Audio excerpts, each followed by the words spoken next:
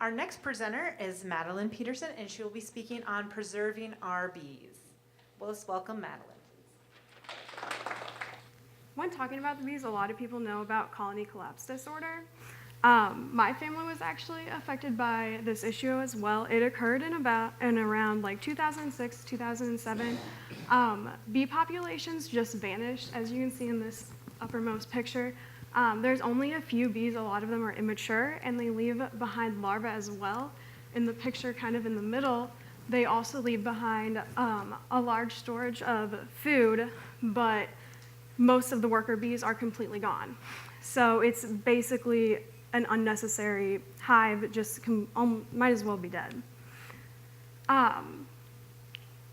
The population today is at 2.7 million, so it has grown from then, which in 2006 was at 2.4, but bees still face other problems today. They have to deal with mites, overtransportation, weather, and pesticides. Mites are an issue not only because they parasitize the bees, but also because they can transfer diseases that can harm the bee as an individual as well as the entire colony. Overtransportation and weather are also problems because they put stress on the bees. In overtransportation, it is where the farmers will take the bees and move them from field to field so that they can pollinate their crops. The stress of this can cause an unhealthy hive, and it can cause higher death rates as well as a complete death of a hive. Weather is now becoming a larger factor because of climate change. The harsher winters that we have can also stress the hive and create the same problems that overtransportation will as well. Pesticides are another issue. There are pesticides that have been studied and currently have been found to not harm the bees, but there are also bad ones as well, which can kill the bee on an individual level where they don't make it back to the hive. They're not as harmful because they don't hurt the entire colony, but there are also ones that will harm a single bee, which goes back to the hive and then harms the entire colony.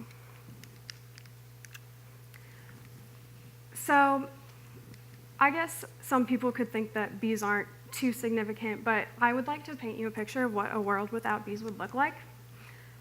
It's kind of a domino effect starting with agriculture. Of course, it hurts the beekeepers, the honey business. Obviously, like that is a big factor. But like I said before, it also harms a lot of the produce that we have. Half of our fruits, nuts, and vegetables that we have in our grocery stores today would not be there.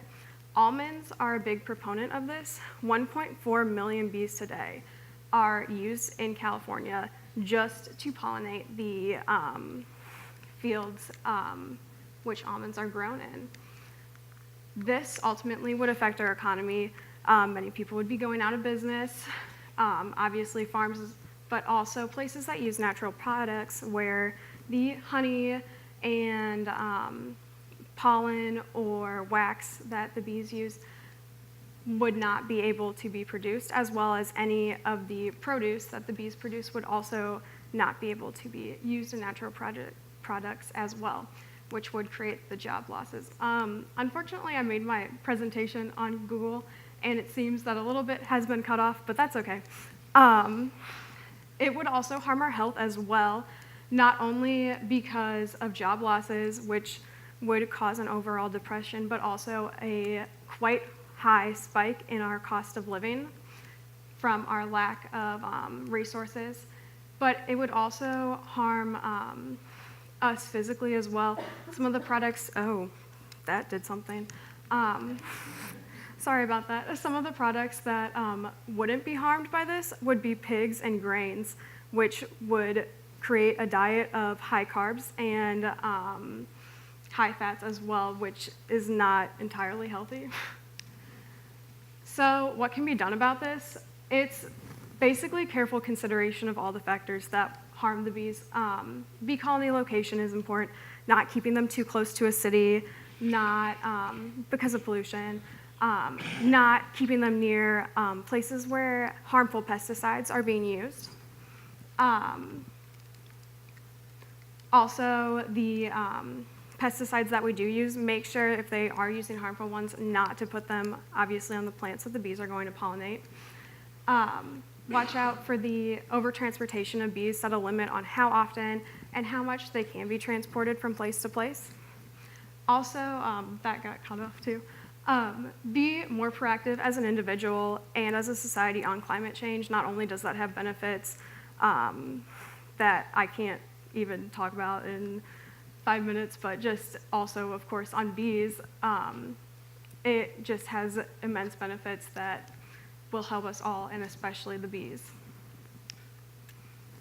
Oops. So yeah, I don't know why. So yeah, now, the bees are obviously a very important part in our daily lives. They affect a lot more than what we would think of as at first, and I think that they are a very important part to our lives, and that's why they should be kept protected and why we should make advancements as an individual and as a society to protect them. Thanks.